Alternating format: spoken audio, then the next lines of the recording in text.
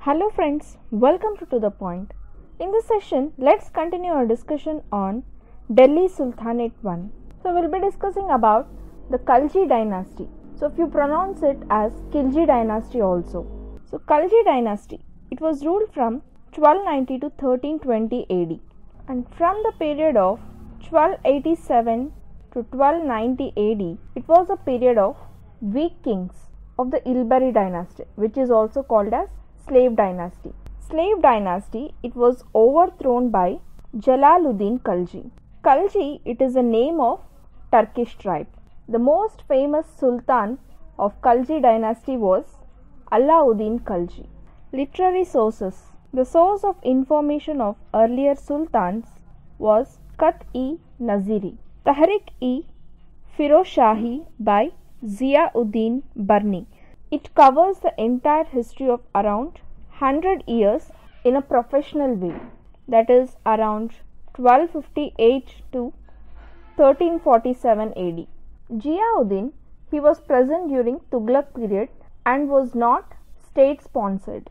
Another book, it gives the details of this period is Ashika, and it was written by Amir Khusru and Muftabul Futuh, and it was also by Amir Khusru. So these sources, it were about the victories by Jalaluddin and Qazain-ul-Futuh. Jalaluddin Kalji. So he ruled for about 6 years, that is from 1290 to 1296 AD. He ended the slave dynasty, which is also called as Ilbari or Mamuliks, and this event is known as Kalji Revolution. He was the first sultan who went beyond Vindhyas, that is the low range hills in Madhya Pradesh. He went up to Devagiri in Maharashtra. Alauddin Kalji, he led this campaign. He also defeated Raj Ramachandra Dev and he looted the palace.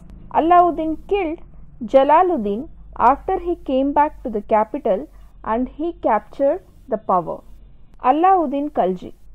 His real name was Ali Gurshas. The important areas of Alauddin Kalji era was his conquest, military reforms, revenue reforms, market control policy, turncoat policy, and cultural development in this period. Now let's see about the military reforms of Alauddin Kalji's period. He was the first person to keep a permanent army of 3.5 lakh.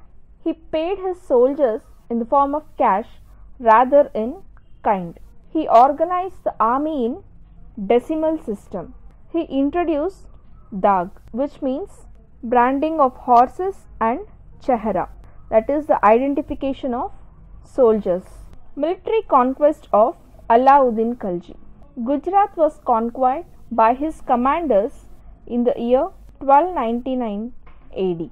So local king called Rajakaran of Baghela dynasty, he was defeated and his wife was brought to the court. He attacked Ranthambore in 1301 AD. So it was the strongest fort in this period in India. Forts were conquered by the method of Khilabandi, which means a seizure of fort, cutting of supplies, and wait for months for the defenders to wear out and run out of the supplies. So king of Ranthambore was Hamir Dev and his queen committed Johar.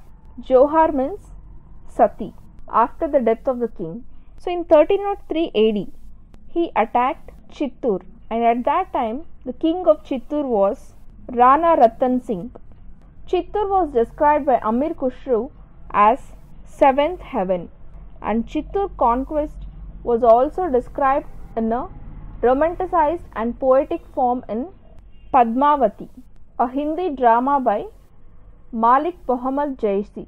Alauddin Khalji's commander Malik Kafur, he attacked the South India in 1308 AD.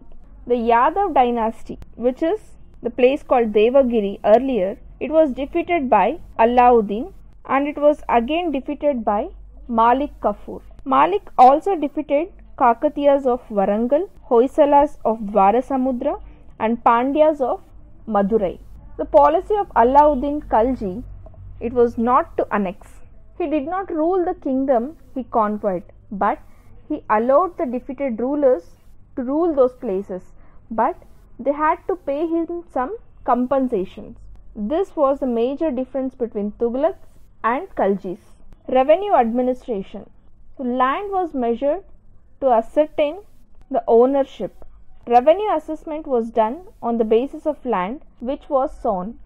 Half of assessed produce, not the actual produce, was collected as revenue called karis. For the first time, such high rates of revenue were imposed during Alauddin Khalji period.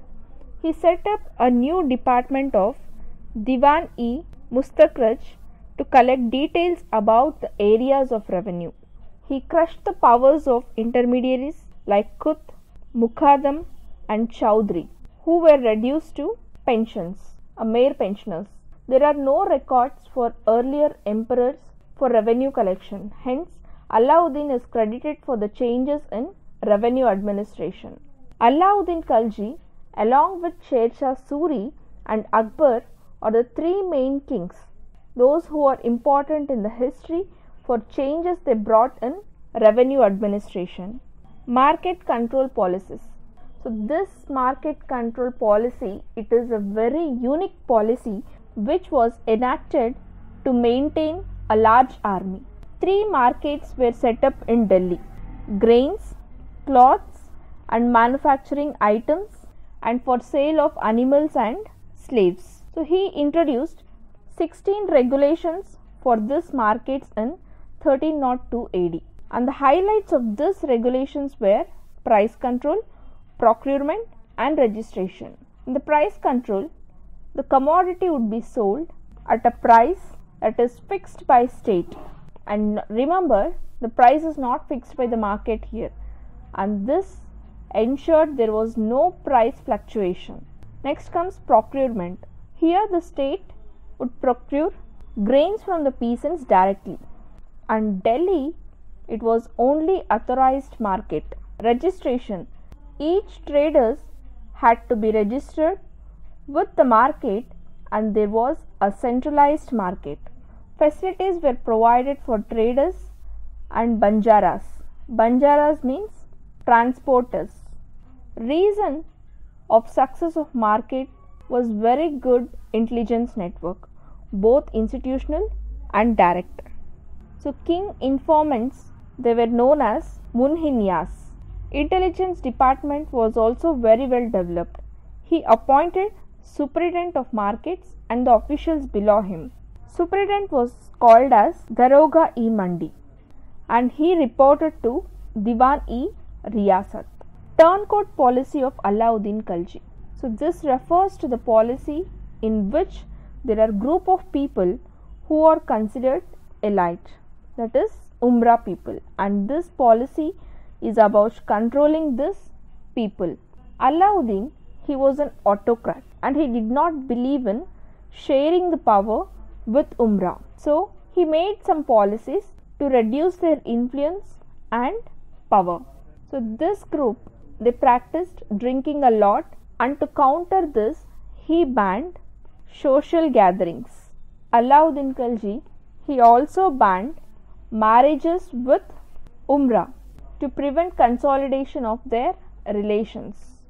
Cultural developments during his period, that is Alauddin Khalji's period in architecture. Alahi Darwaza, this is a second true arch building and layout in shape of horseshoe. Jhamat-e-Khana, this is the first building in India built in completely Islamic style. Siri Fort in Delhi.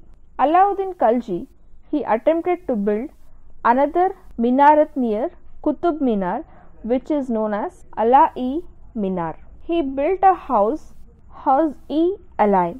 which was renovated by Firoz Shah Tughlaq and it was named as House-e-Qaz.